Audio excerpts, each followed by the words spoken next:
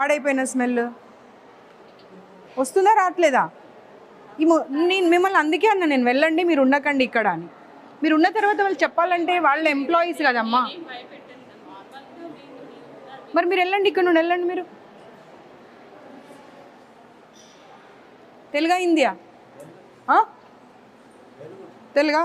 వాసన చూడు, ఇది పట్టుకో పట్టుకో, వాసన చూడు. పాడైపోయిందా పడవలేదా? మరి పాడైపోయిన పప్పు ఎలా పెడతారు పిల్లలకు? స్మెల్ ఆ రే, ఓ దేఖో కిतना గందా స్మెల్ ఆ రే. ఇన్ఛార్జ్ ఎవరు ఇక్కడ? తీసుకొని వెళ్ళు, వాళ్ళు దీని గురించి రిపోర్టింగ్ చేయాలి. నేను లొకేషన్ పంపిస్తున్నా, Kavuri hills, Sri Chaitanya girls hostel.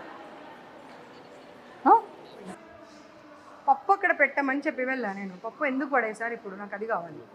అమ్మ పప్పు ఏది? నీ బాధ్యత కాదా?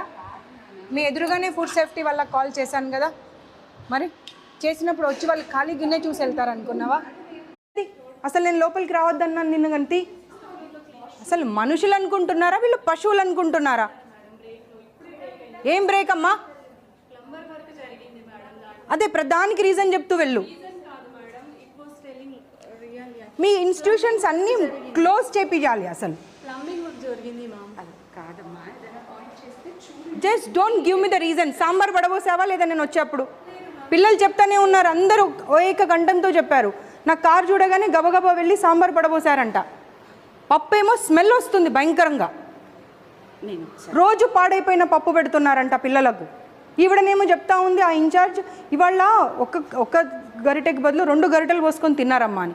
పిల్లలేమో మ్యామ్ స్మెల్లో చెడ పడేసి వచ్చాము అని చెప్తున్నారు.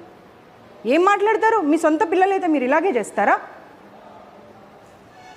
బ్రేక్లో పైకి రానివ్వరంట, అదే వాష్రూమ్ వాడాలి. దాంట్లోకి వాళ్ళు సర్వింగ్ వాళ్ళు వెళ్తారంట. లేదు, నేను ఇంకా మీరు అనుకుంటున్నారు ఈవిడ వస్తుంది ఇలాగే వదిలేసి వెళ్ళిపోతుంది చూసుకొని అనుకుంటున్నారు, కానీ I'm not going to leave this time because I have given enough time ఇచ్చాను సర్దుకోండి అని. బట్ మారడం లేదు మేనేజ్మెంట్ అసలు.